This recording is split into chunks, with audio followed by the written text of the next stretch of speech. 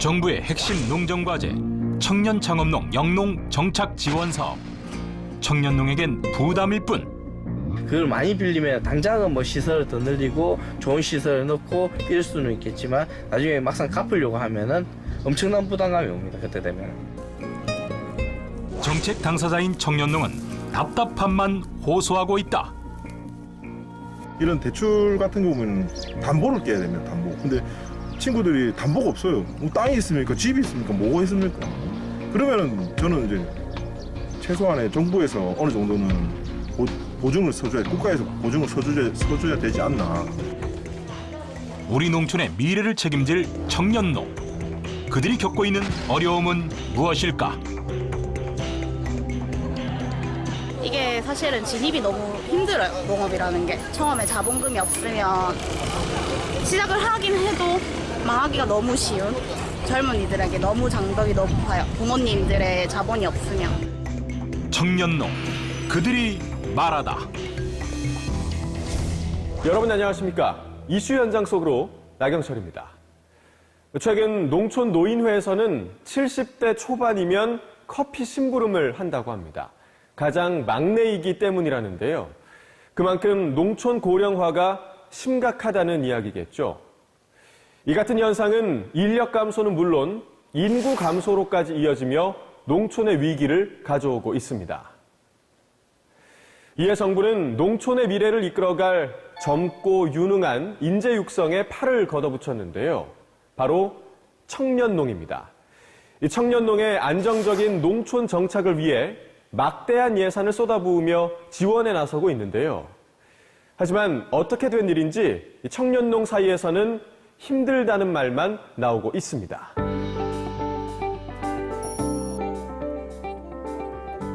지난달 30일 경상남도 농업기술원에서는 청년농 상생 토론회가 열렸습니다. 청년농의 성공적인 영농 정착을 지원하는 한편 애로사항 등을 수렴하는 소통의 장이 열린 것입니다. 문재인 정부 들어서 매년 1,600명의 우리 전국 영농 창업인을 선발하고 있는데요. 2019년도에 한 200명 정도가 우리 경남에서 선발이 되었습니다. 그래서 그 친구들의 그간의 애로사항도 듣고 또 좋은 또 대안들을 모색하고자 토론회가 열리게 되었습니다. 100여 명의 청년농과 농업기술원 담당자, 농산업학과 교수, 성공농업인 등 각계각층의 영농 전문가가 한자리에 모여 마음속에 쌓아둔 이야기를 풀어냈는데요. 가장 큰 이슈는 청년 창업농 영농 정착 지원 사업이었습니다. 문재인 정부는 침체된 농업의 혁신 성장을 이끌 미래의 주역으로 청년농을 지목했습니다. 젊고 유능한 인재 육성을 위해 막대한 예산을 쏟아부으며 정책 지원에 나섰습니다. 농지은행 활성화, 스마트팜 혁신밸리 조성, 전자상거래 시장 지원과 함께 마련한 것이 바로 영농 정착 지원 사업입니다.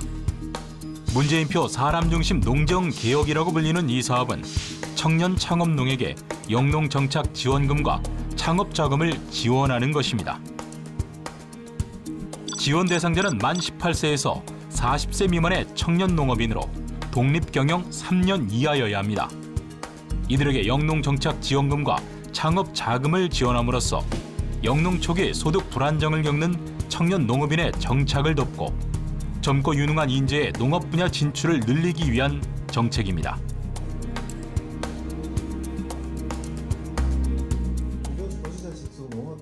그런데 어떻게 된 일인지 토론에서 이 정책이 도마 위에 올랐습니다.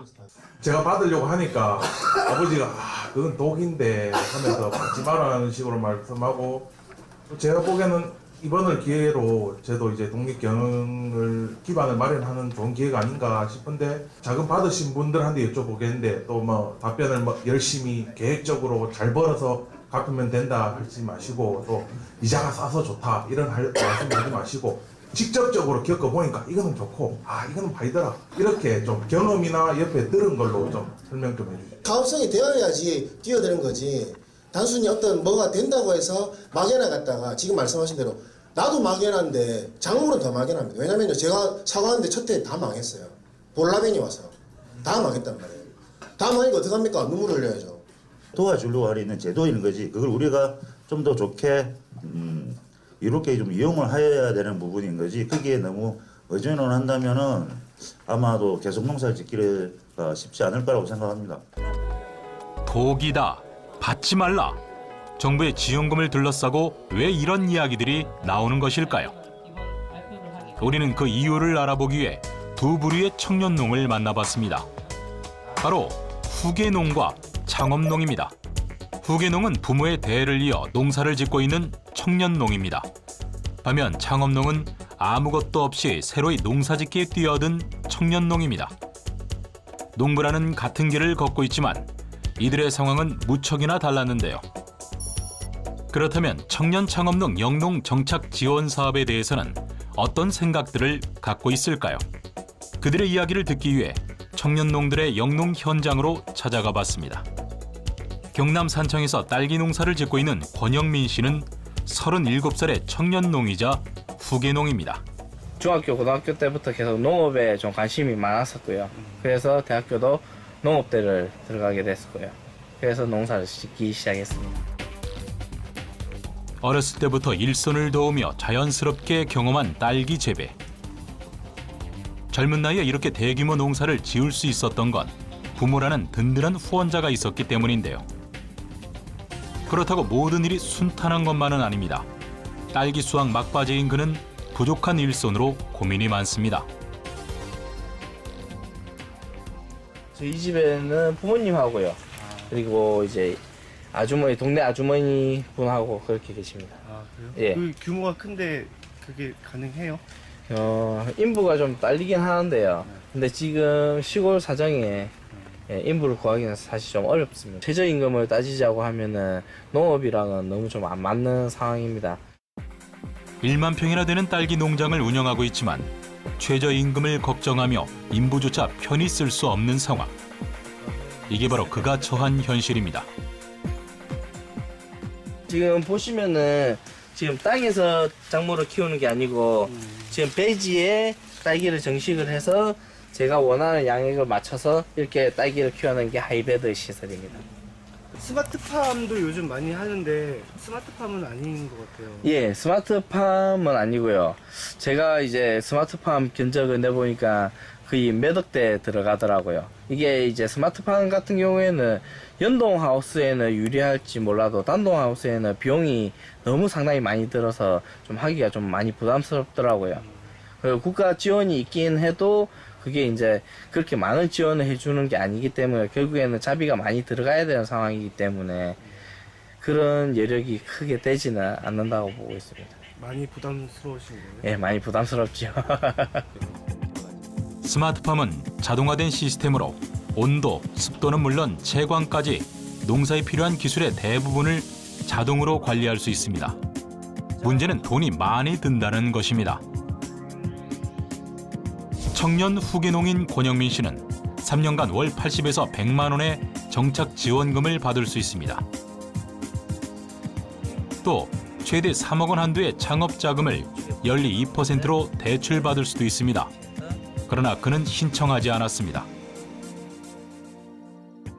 사실 이제 많은 돈을 투자를 해야 되는데 실패를 하게 되면은 헤어나오기가 상당히 어렵습니다. 농업이라는 게 경기나 작물 상태나 이런 거에 따라서 가격이 워낙 큰 폭으로 올랐다가 또 많이 떨어졌다가 이렇게 하는 게 농산물인데 이거에 따라서 내가 맞춰서 낼 수도 없는 것이고 그거 갖다가 전체적인 걸 내 마음대로 할 수는 없는 거거든요.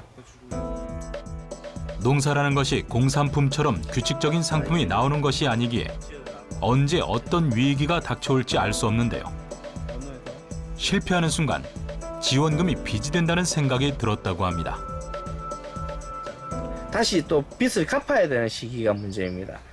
그걸 다 이제 결국에는 갚아야 되는 돈인데 그걸 많이 빌리면 당장은 뭐 시설을 더 늘리고 좋은 시설을 넣고 이럴 수는 있겠지만 나중에 막상 갚으려고 하면은 엄청난 부담감이 옵니다. 그때 되면. 그렇기 때문에 너무 많은 돈을 지원해 준다는 거는 사실 진짜 빚쟁이를 다 만들어낼 수도 있는 상황까지 생길 수도 있어요. 최근 도시를 떠나 농촌으로 귀농한 사람들의 절반이 40세 미만 젊은 층으로 나타나는데요. 하지만 쉽사리 귀농을 결심했다가 큰 빚만 지고 역귀농하는 일도 부지기수입니다. 청년농들의 실패를 막기 위해 각 지자체에서는 도비를 이용해 자체 지원 사업을 운영하고 있지만 근본적인 해결책이 되지는 못하고 있습니다. 부모님들이 기반으로 해서 시작하는 사람들 같은 경우에는 그 자금을 당장은 안 받아도 농사는 해 나갈 수 있고 그 사업을 이어 나갈 수는 있지만 진짜 기농기촌을 해서 들어온 사람들이나 이런 사람들 같은 경우에는 당장 그 자금을 보고 들어왔는데 바로 이렇게 되지 않으면은 또 1년의 기간을 또 보내야 되고 그냥 또 다음에 또 안 돼 버리면 그럼 생활이나 이게 너무 궁핍해지기 때문에 그런 이제 인원 확대나 이런 게 좀 더 있었으면 좋겠습니다. 그래도 후계농인 권영민 씨는 형편이 좋은 것입니다. 부모님이 물려준 재원이 있으니 지원금을 받을지 말지 선택할 수 있기 때문입니다. 반면 대부분 창업농들은 선택권이 없습니다. 지원금이 없으면 농부의 꿈도 시작할 수 없습니다. 농촌 먹이사슬 최하위층인 청년 창업농들은 영농 정착 지원 사업에 대해 어떤 생각을 갖고 있을까요? 불과 몇 년 전까지만 해도 평범한 직장인이었던 권보성 씨. 그는 아버지의 권유로 청년농이 됐습니다. 농사일은 생각도 안 하고 있다가 이제 아버지가 이제 저보다 먼저 2년 전에 개농을 하셔가지고 이제 농업기술센터라든지 이제 교육을 다니니까 젊은 사람이 아무도 없었던 거예요. 그래서 이 우리 아들내미 지금 직장생활 뭐 그렇게 하고 있는데 이 촌에 와서 농사 지으면은 아무래도 나이 많은 사람들이 많으니까 좀 와서 할 수 있는 게 좀 많지 않을까 싶어서 아버지가 먼저 저한테 권유를 하시더라고요. 그의 농장에는 고사리, 마늘, 도라지, 옥수수, 배추까지 없는 게 없었는데요. 뭐 선택 조건이 처음에는 없었어요. 마늘이라든지 이런 거는 처음부터 이걸 심어야 되겠다 생각을 한 건 아닌데 이제 주위에 동네 분들을 하는 거 보니까 1년 365일 다 이 계절마다 심는 작물이 다 있더라고요. 그러니까 아무래도 저희도 규모가 작다 보니까 계절마다 이런 걸 심어서 팔아야지만이 이 생활이 되더라고요. 그래서 이제 다작물이 된 겁니다. 먹고 살기 위한 선택이었을 뿐이라고 합니다. 참 힘들었던 거는 이제 농사 지식도 없으니까 농사일은 항상 순서가 있거든요. 순서가 있고 또 시기가 있거든요. 비가 오기 전에는 항상 뭐 해놔야지만이 또 비 오고 나서는 아무것도 밭에 들어오지도 못하니까 오늘 이걸 해야 되는데 조금 힘들면 쉬고 내일 하면 되지 이 생각을 먼저 처음에 했거든요. 가장 부러운 게 부모로부터 가업을 물려받은 후계농 친구들이었다는 권보성 씨. 하지만 그 생각은 곧 깨졌습니다. 처음에는 그 남들 대농 친구들 보면은 전부 다 막 이 밭에서 풀은 안 메고 전부 다 기계 타고 있고 기계 타고 있고 단순하게 봤을 때는 저도 저렇게 소도 키우고 이렇게 크게 하고 싶다 이렇게 생각을 했었는데 막상 이제 그 친구들이랑 또 얘기를 해보고 하니까 크게 하나 작게 하나 거의 뭐 큰 돈 만지는 거는 이제 그분들이 크지만은 그만큼 나가는 돈도 크고 거기 알고 보니까 다 빚이더라고요. 빚이라서 저거는 진짜 위험한 발상이구나 생각을 했죠. 후계농이나 창업농이나 다들 힘들기만 합니다. 무엇이 이들을 이토록 힘들게 만드는 것일까요? 아이러니하게도 그 원인은 지원금이었습니다. 다 똑같은 말이에요. 대출 상환 기간이 왜 이렇게 짧냐. 그리고 담보가 없는데 말은 뭐 처음에 들었을 때는 뭐 2억 최대 3억까지 해준다 했는데 막상 담보 없으니까 1억도 안 되더라. 그리고 뭐 이제 뭐 어떻게 뭘 먹고 살려냐, 작물을 뭘 해야 되느냐. 다 뭐 그래요. 지원 사업을 더 늘려달라. 그러나 한편으로는 이들을 향한 곱지 않은 시선도 있습니다. 일부 청년농들이 지원금으로 외제차를 수리하고 백화점에서 명품백을 사고 과도한 통신요금을 내는 등 부정 사용한 사례가 드러나며 조용했던 농촌을 발칵 뒤집은 것입니다. 좀 몰상식한 이제 그 청년 창업농 지원 받는 사업 대상자 중에서 뭐 외제차를 뭐 수리한다든지 몸통백을 사는 그런 행위 때문에 몇몇 때문에 대다수에 있는 순수한 이제 청년 창업놈들이 좀 피해를 보지 않나. 결국 정부는 사용 제한에 나섰고 올해부터 통신비, 전기세, 택배비 등의 지원금 사용이 제한에 묶였습니다. 예전에는 이 청년 창업농 친구들이 촌에서 차도 없으니까 교육받으러 다니려면은 불편하게 대중교통이라든지 최소 이제 택시비 그것 써줬었거든요. 근데 택시비도 못 쓰게 하고 어디 엄한 데 갈까 싶어서. 그러니까 이 카드를 결국에 청년 지원 사업을 줘놓고서는 그 몇몇 때문에 이제는 그 정부에서 그냥 돈을 어떻게 쓰는지 감시하는 것밖에 안 되는 지금 상황이라서 그 부분은 조금 사실 좀 아쉽거든요. 일각에서는 청년 창업농 정착 지원 사업 실효성에 의문을 갖기도 합니다. 아까운 세금을 청년농들에게만 쏟아붓지 말고 기존 농민들과 나누어야 한다는 불만도 많습니다. 하지만 청년농들도 할 말은 있습니다. 청년 창업농 영농 정착 지원 사업은 올해로 고작 2년차를 맞았을 뿐이라는 것입니다. 정착금 지원 기간인 3년이 끝난 사람이 미처 나오지도 않았는데 벌써 그 실효성을 이야기하는 건 너무 성급한 처사라며 억울함을 호소합니다. 모든 정책이 그렇듯 잘못된 점과 잘된 점을 가려낼 시간이 필요하다고 말입니다. 특히 농업이라는 분야 특성상 그 시간은 더 오래 걸릴 수도 있습니다. 그리고 이들은 이제 막 농사를 시작한 젊고 서툰 청년농들일 뿐입니다. 3년 지나고 나서 그때는 어떻게 하느냐. 그러면 정부에서는 그냥 영농통상하는 친구들 그래 너희들 잘했다. 안 하는 친구들 어이구 그렇지 뭐 하면서 그냥 내보낼 건가. 통계청 자료에 따르면 2018년 40세 미만 농가 경영주는 7,600여 명. 1만 선을 내준 지 이미 오래인데요. 이대로 가다가는 청년농이라는 명칭마저 사라질지 모릅니다.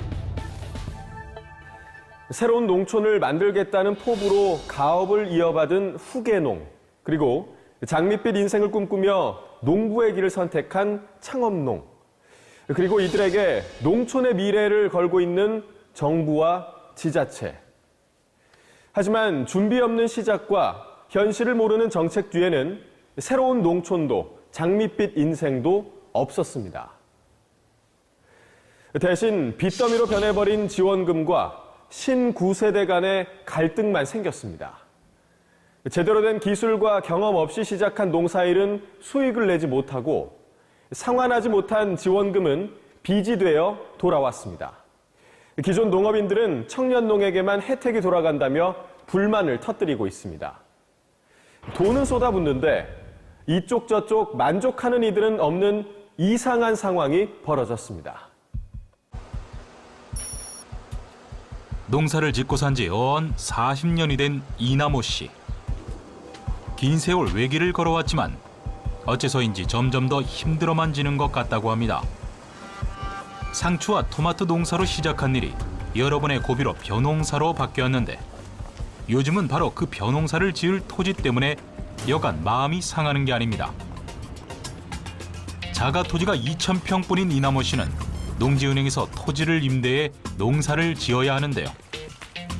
청년농들에게 먼저 기회가 주어지다 보니 속상하기 그지없습니다. 새롭게 임대로 나오는 땅은 청년 창업농이 1순위, 일반 농업인인 이남호 씨는 5순위입니다. 청년들이 1순위죠. 뭐 20, 30 그 젊은 사람들이 1순위고요. 제가 알기로는 그 위에 뭐 기농을 한다든가 청년 그 청합주고 한데 근데 이 농민들은 기존의 농민들은 이게 5순위니까 제가 알기로는 5순위다 보니까 이게 무슨 뭐 니들은 나이 먹었으니까 이제 농사 짓지 말래나 이제 그런 식으로 밖에 볼 수가 없잖아요. 네. 뭐 5순위라면 이게 뭐 기대감이 없는 거죠. 각종 개발로 농사를 지을 수 있는 토지는 나날이 줄어들고 있습니다. 그런데 이제는 그 얼마 남지 않은 토지마저 청년농들과 기존 농민들이 경쟁해야 합니다. 무자본, 무기술, 무연고. 이른바 농촌의 산무로 불리는 청년농들은 이렇게라도 하지 않으면 토지를 얻을 길이 없습니다. 하지만 지금까지 피땀 흘려 그 토지를 일궈온 기존 농민 입장에서는 빼앗기는 것만 같은 기분이 드는 건 어쩔 수 없습니다. 아침에도 물이 있었는데 날이 아주 그냥 여름 날씨에 바람 부니까 그냥 금방 말라. 이남호 씨의 타들어가는 마음을 아는 건지 모르는 건지 때이른 고온 현상으로 눈바닥마저 바싹바싹 타들어갑니다. 아침에 물을 댔는데 벌써 말라가고 있습니다. 저기 보면은 이렇게 매립을 해가지고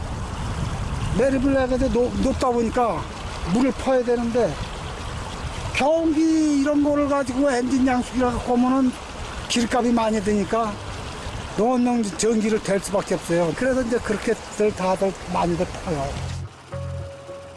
논이 다 이어져 있으면 옆으로 물을 흘려보내면 편할 일일 텐데 지대가 높은 데다 뚝의 높이마저 들쑥날쑥이라 각각의 논에 물을 대려면 경운기용 양수기로 물을 끌어올려야 합니다. 이게 다 내 땅이 없어 생기는 일이라 생각하니 서러움이 밀려오기도 합니다. 이러다 청년농들에 대한 미움이 생기지 않을까 걱정이 되기도 하는데요. 예, 지금 세상에는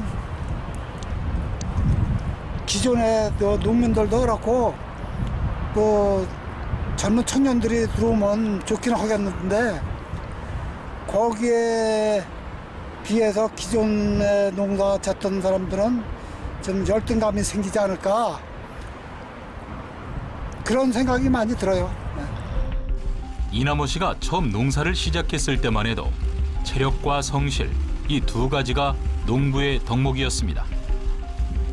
하지만 요즘 젊은 농부들은 온갖 기술과 아이디어로 무장하고 있는데요. 이렇게 뒤안길로 밀려버리는 게 아닐까 불안하기도 하지만 그렇다고 청년농들이 싫은 건 아니라고 합니다. 청년농이 온다는 거는 좋은 얘기죠. 아무래도 젊어지는 그 젊은 세대가 이렇게 그래도 우리나라를 짊어지는 농업을 한다는 거는 좋은 얘기예요. 제 생각 같아서는. 근데 이제 정책적으로 이게 무슨 개혁이 하든지 무슨 기존의 농민들도 좀 어느 정도를 지원해 주면서 청년 농을 지원해 주면 좋지 않을까. 다만 그 지원이 기존 농민들에게도 미치길 바라는 것입니다.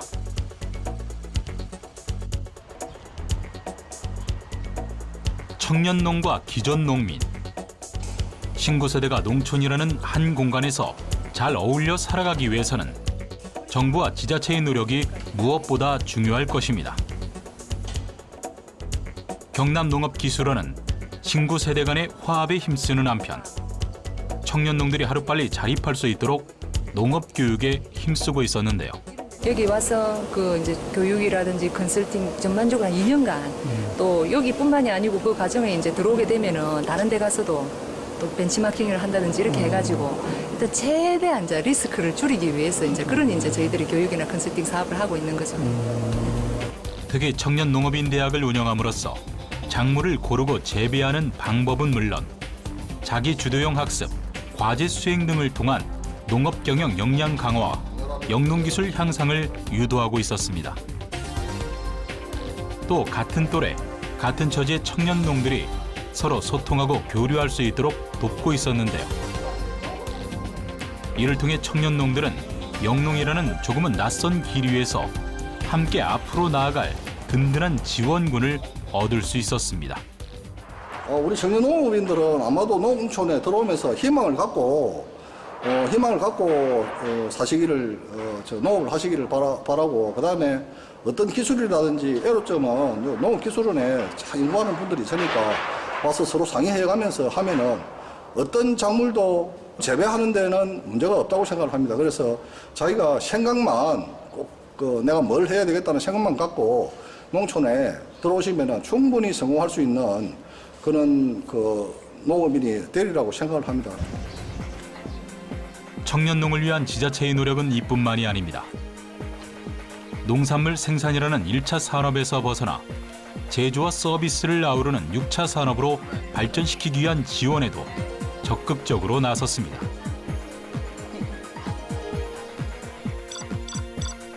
(6차) 산업은 1차 산업인 농림수산업과 2차 산업인 제조, 가공업, 3차 산업인 서비스업이 융복합된 산업을 의미합니다. 1 곱하기 2 곱하기 3은 6이라는 의미에서 6차 산업이라는 명칭이 생겼는데요. 즉, 6차 산업을 성공적으로 이루기 위해서는 1차, 2차, 3차 산업 모두가 완벽하게 충족되어야 한다는 의미를 내포하고 있기도 합니다.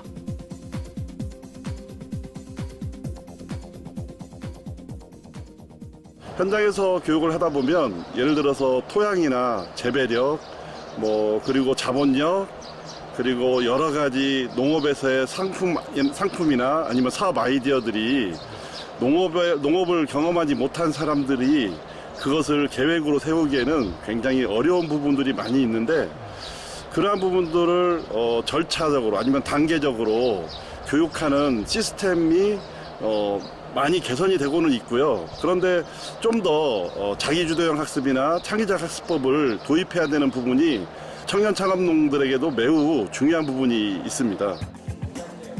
그 대표적인 예가 바로 임실치즈입니다. 1960년 사냥 2마리를 키운 것으로 시작된 1차 산업이 치즈와 요거트 생산이라는 2차 산업으로, 다시 체험장이라는 3차 산업이 더해져 고부가 가치 6차 산업이 되었습니다. 경남의 청년농들도 6차 산업에 도전하기 위한 발걸음을 내딛었습니다. 저는 장아찌 관련해서 그 포장재를 볼 생각이에요. 제품에 대한 그런 걸 포장 위주로 볼 건데, 저희가 타겟이 1인 가구다 보니까 일단 소포장, 그리고 다양한 종류를 한 번에 혼합 상품을 만들 수 있는 그런 제품 위주로 보려고 합니다. 세계 유일의 종합 포장재 시장인 서울 방산시장을 찾아 6차 산업에 대한 아이디어와 경험을 얻는 시간을 가진 것인데요. 단 하나뿐인 청춘을 걸고 영농에 뛰어든 이들.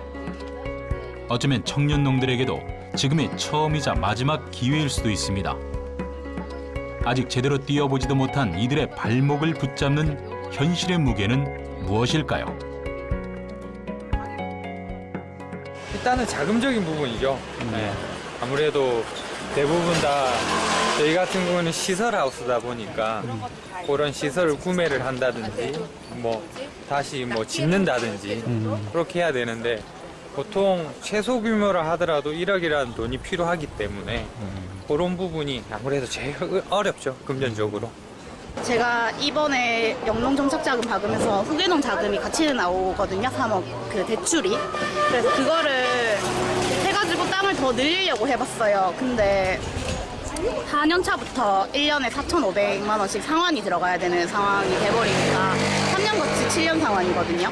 그러니까 이 자금을 선뜻 쓰기에도 그렇고, 그래서 그 자금으로 어쨌든 땅을 마련하려고 했는데 그게 안 돼버리니까 농지은행이라는 제도도 있고 해서 땅을 지금 600평은 더 마련을 했는데, 지금 내년에 3,000평 마련하고 후내년에는 5,000평까지 제가 농사를 짓겠다 했는데 그 계획 자체가 조금 흔들리는 거라서 지금 조금 많이 힘들고 시작은 어쨌든 제가 원래부터 하고 싶었던 거여서 시작은 하게 됐어요.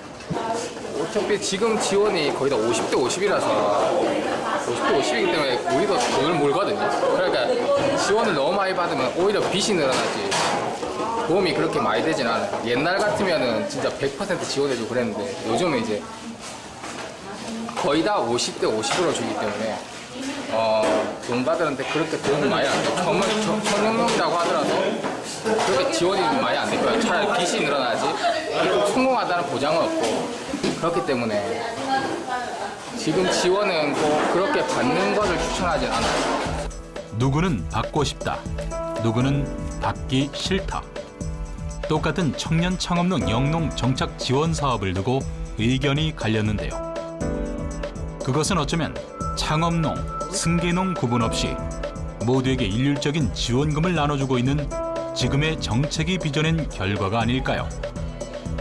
한 가지 확실한 건 이들 모두 정부의 지원금이 주는 무게를 잘 알고 있었다는 것입니다.